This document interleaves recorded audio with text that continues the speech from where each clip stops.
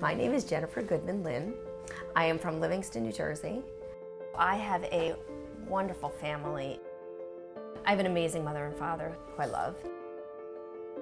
I have an amazing husband. I'm so lucky. I don't know how I could have ever gotten through this or get through this without them. The first time I remember that something was wrong was about October of 2004. And I started to feel like I had a muscle, like a pulled muscle in my stomach. And I started to get night sweats and fevers. And when the fevers got a little bit higher, we did some blood work. The blood work showed that I had an infection, but we didn't know where. So they ordered a full body CAT scan. And I'll never forget it. The radiologist looked at me and said, "Are you aware that you have a tumor the size of a football in your stomach?" I said, "Oh no, if I was, then I probably would be doing something about it." Unfortunately, after my surgery, we found out that I had a rare type of cancer called sarcoma. I've had over 7 different types of chemotherapy to try and shrink the tumors and over 5 grueling surgeries to remove the tumors. However, it's very pesky and it comes back. So I have never been cancer-free for more than 12 months over the past 6 years. I spoke to one doctor who basically told me that the treatment he was going to put me on was going to make me a boy in a bubble. And I was going to have to give up a lot of the things that I love in life because the treatment was going to be so hard. And that really, really scared me because I really want to live the life that I want. And then I came to Sloan Kettering, and which was so fantastic. They had seen over 500 patients already with my type of cancer just that year, which made me feel great. I didn't want to be special when it came to cancer. I wanted someone who really knew what they were doing. And Dr. Mackey was an amazing, amazing guy with a great attitude. He looked at me and he said, "I am going to do whatever I can to make you live the life you want." I always say that I might have cancer, but cancer doesn't have me. The minute I give into the disease, or the minute I change my life for the disease wins. And I refuse to let that happen.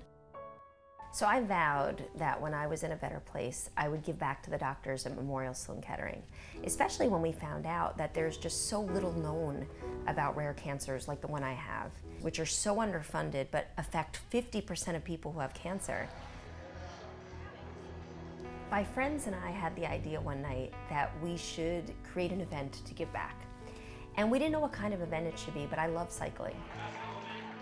I couldn't lose in the cycling studio. You know, every hill was representative of my battle against cancer, and I would leave feeling really emotionally refreshed. So when we started Cycle in 2007, it was in one cycling studio and it was 50 bikes. And then year 2, we just doubled the size. So we used the same cycling studio, but it was 2 shifts. And the real change came in year 3. We knew we couldn't do it by ourselves. So we went to the best in the business. We went to Memorial Sloan Kettering and asked them if they would consider taking this on because they could grow it so much faster than we could grow it ourselves. And we also went to Equinox and talked to corporate and explained to them that we've been throwing this little event in one gym and look at the potential and look at how much good it's doing. And they got on board too.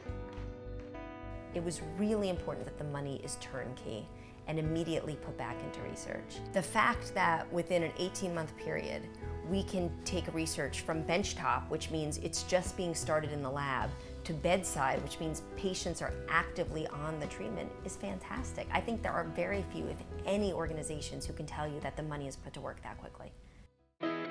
It started in one city, in one gym in New York, and this year it's going to be bigger and better than ever. We are doubling the size of Chicago.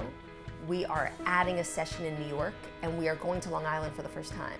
This year we're going to have over 800 teams of people participating, and to be able to say, I was there at the beginning and came up with that idea when it was just a little glimmer in my mind, to see what it's doing now and to see how many people it's benefiting is just fantastic.